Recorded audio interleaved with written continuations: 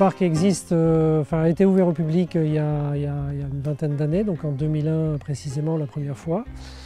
Et nous on a repris, donc avec ma femme, on a repris les lieux en 2014, donc ça fait maintenant 9 ans.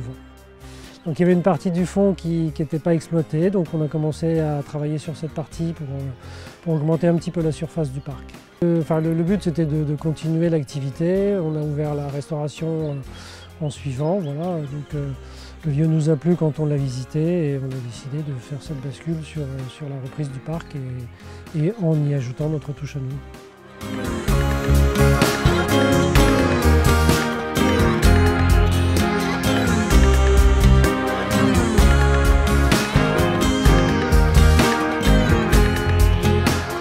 Alors moi au départ j'étais pas du tout dans l'activité d'entretien d'espaces verts ou autre, mais j'étais dans une autre activité, mais j'ai repris le parc avec un accompagnement de l'ancien propriétaire pendant 1 an et demi, presque 2, ce qui m'a permis de prendre le parc en main. Et ensuite il est jamais très loin, on va dire, quand il y a des questionnements sur des choses un peu spécifiques.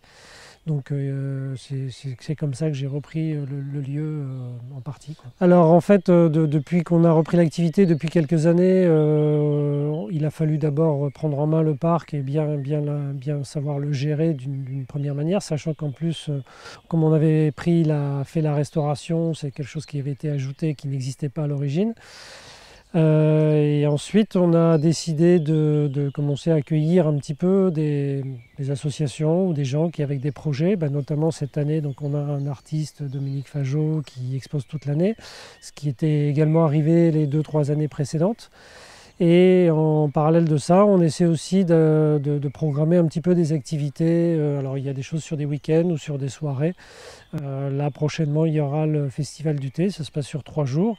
Donc c'est quelque chose de très spécifique sur le thé de tradition chinoise. On a fait déjà aussi quelques soirées à thème aussi avec l'Indonésie. Enfin voilà, des choses un petit peu particulières de temps en temps. Cette année, la restauration n'a pas pu être complètement possible parce que ma femme avait un petit peu des soucis de santé. Et donc,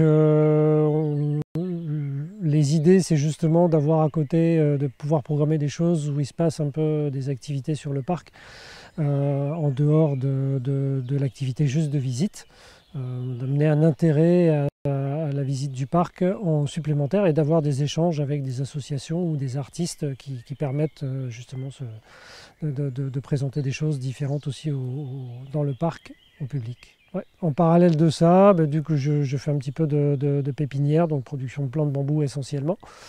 Et donc on a une petite partie vente de bambou qui s'associe au reste du lieu. Et donc à l'intérieur du bâtiment, à l'accueil, on accueille aussi des artisans locaux. Donc voilà, on essaie d'être sur des produits plutôt locaux, avec des gens autour qu'on connaît bien maintenant. Et voilà, on propose ça dans une petite boutique à l'accueil.